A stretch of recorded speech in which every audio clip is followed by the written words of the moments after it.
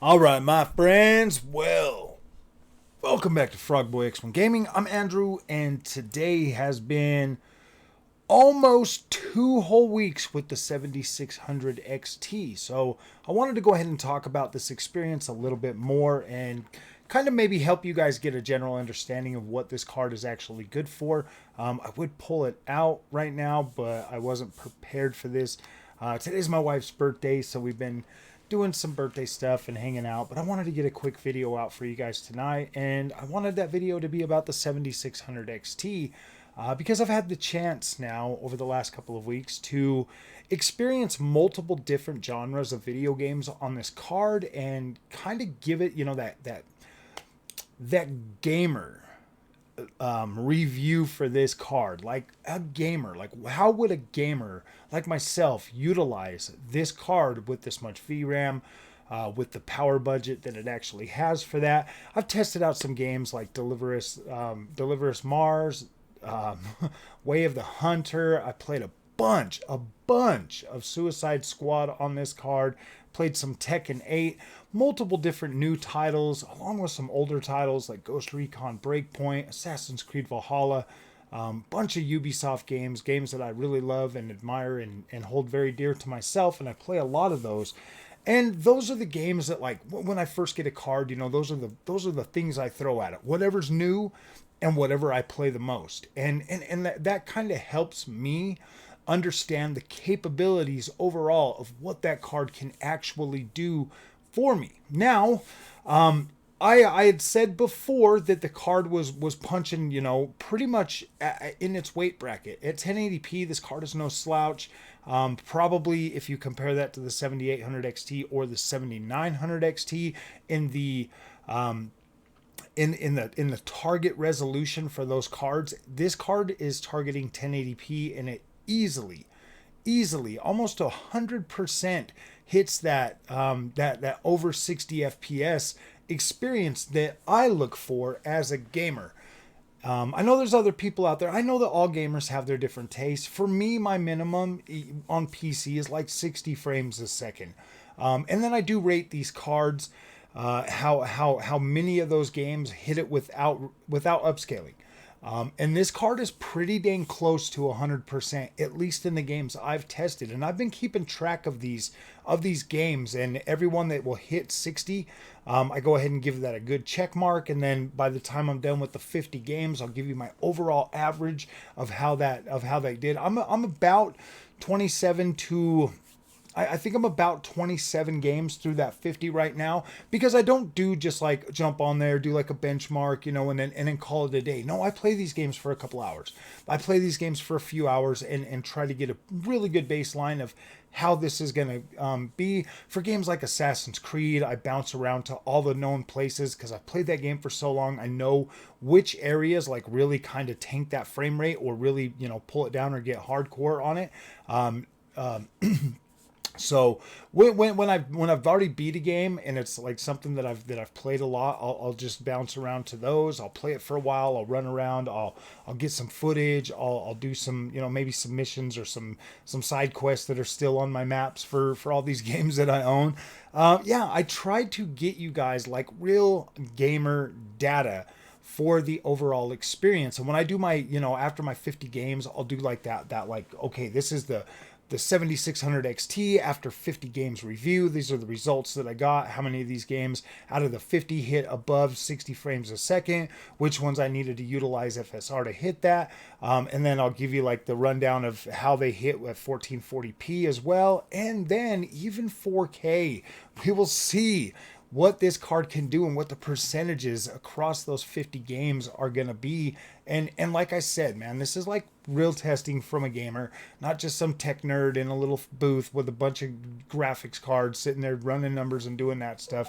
This is some like real gameplay, like real gameplay situations that I think that you would appreciate more as a PC gamer than just, the standard, well, I ran the benchmarks on these 15 games and here's what we found. Because I personally, as a gamer, I've watched those benchmarks. I watched him for the 3080 before I bought that card. I was like, yeah, this card's freaking gonna be awesome. And then like boom, it's like trash. And I'm like, this sucks, dude. Like this card, man.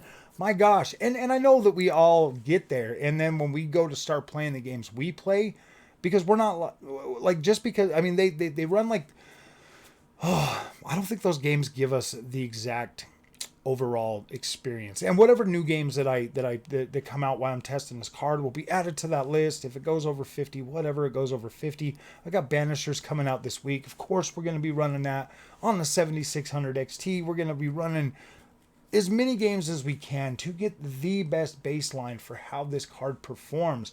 I am going to be doing that for the 7600 or 7800 XT and the 7900 XT throughout this year. I don't have enough time to like to just sit there and do this, but yeah, this is like a passion project that I'm going for. And to tell you the truth, man, like this 7600 XT has absolutely exceeded my expectations pretty well. Like this card it's beating out both the Series X and the PS5 in like for like situations, and even more, like better, higher resolution, higher frame rate, more stable, more stability. Like this card is absolutely knocking it out of the park on everything I've tested on it so far. Like it's pretty dang good. I know that like so here's the thing that like I don't understand when it comes to these tech reviewers and how they review these GPUs. In my mind, the way that and this is why I don't just conform to what everybody else says, because then that means I got to trash the lower end products like this. That means I got to 100% praise the other products that I personally don't think they deserve as much praise as they get. But that's me. I mean, everything is perception and perspective when it comes to PC gaming. But for me, when I look at those, it's almost like they are always trying to tell you to stay away from the garbage, to spend more money, to do this, to do that. And let's be real, man. Let's be 100% real with the 7600 XT. If you have anything underneath the power of a 7600 XT, this card will absolutely blow you away, both performance-wise and visual-wise. And the ray tracing performance on this card, I was like, I'm going to be honest, I didn't expect it to be able to do anything. I was like, oh my gosh, this is the 1080p card. Like, well, this thing ain't even going to run. It's going to just crash the dashboard. Dude, I was playing Deliver Us freaking, what is it? Deliver Us Mars at like 40 frames a second, like bouncing around in between in like the upper 40s. And to be completely honest with you, if you want ray tracing, like that's doable. Yeah, of course you had to use like FSR2 quality or whatever, but man, a 40 FPS experience for a slower paced game like that, that's not bad. That's not bad at all. Like it remains pretty stable. And then with AMD's fluid motion frames, you kick on the fluid motion frames because you're not spinning the camera a whole bunch. It actually smooths it out even more. So that is something that you can take into consideration, that like you can actually use even on Cyberpunk. Even on Cyberpunk, utilizing FSR and stuff, yeah, you can get a playable experience with ray tracing. Like you can actually do that. What other games? There's been a few like Resident Evil 4.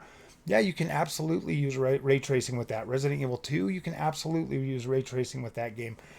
There's multiple games that actually have pretty decent utilization of ray tracing, like Control Remedy. I was able to get 40 FPS experience with that too, using like the ultra settings with ray tracing at like upscaled from 720p to 1440p, I believe it was. Yeah, it was a playable experience, man. I played through that game at 30 frames per second on Xbox One X. So when I'm like, oh yeah, dude, this feels natural, it feels normal. I played through it like this. I just had to do like this different thing to like my aiming and stuff so that I could keep up with the action and stuff and like lining things up, and it worked pretty good. Once I figured that out, it made that game playable at 30 frames per second and even more when you got higher frames per second. So yeah, like ray tracing is actually kind of an option for this card, and I did not think that it was gonna be, but then I thought back, I'm like, well, PlayStation and Xbox do ray tracing, so I don't see why this card shouldn't. Well, when I'm playing Spider-Man, I got ray tracing all maxed out, still being able to hit over 60 frames a second. it's those things right there that I look at when I'm reviewing these cards, and I go in depth a little bit more than I think a lot of these other reviewers do. They're just there to give you their little spiel, to put up the 30-minute video, to get all their clicks and make their freaking income. I don't do YouTube for income. I do YouTube for the fun of doing YouTube and for the benefit of you and for me. Because if I help you and you're happy with it, then you're going to come back and you're going to hang out with me. You're going to be my friend. You're going to show up to the live streams where we're going to talk. We're going to talk about video games, and we're going to change the way people perceive video games, because it's just too negative these days.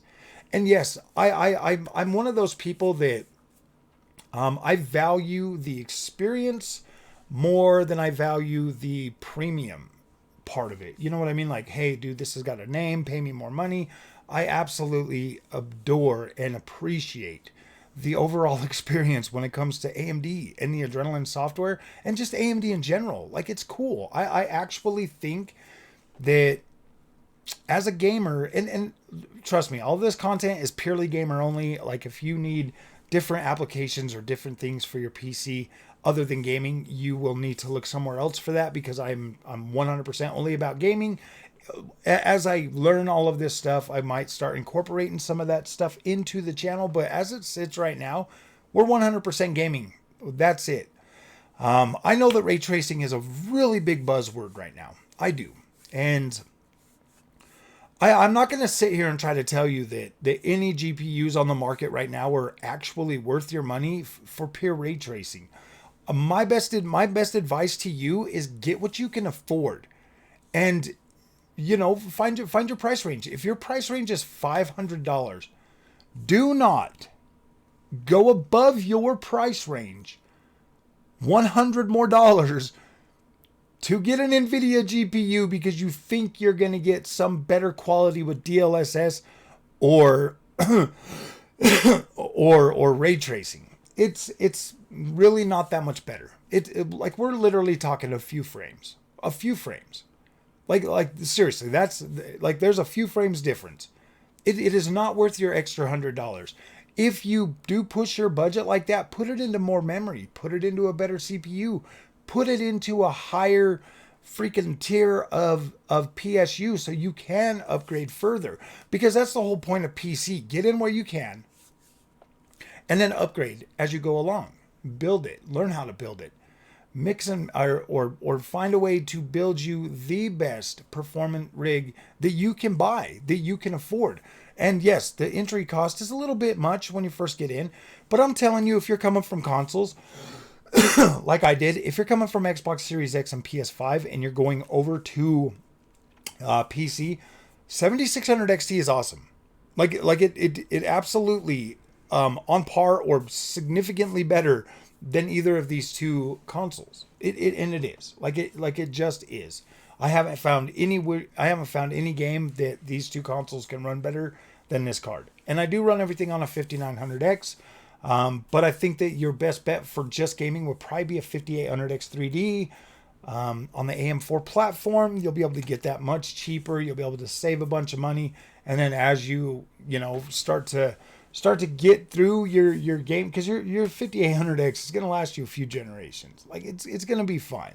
Your 7600 XT, this card's going to last you a little while. If you're coming from console, this thing's going to blow you away and keep you satisfied for a little while until you can actually get your feet under you and figure out what you're doing, so that you can decide, like, hey man, which way am I going with this? And then you'll know, and you'll save a bunch of money in the learning phase, is what I'm going to call it, in the learning phase of becoming a PC gamer, and opening your eyes to just all the money you save and all the other experiences that you get to have.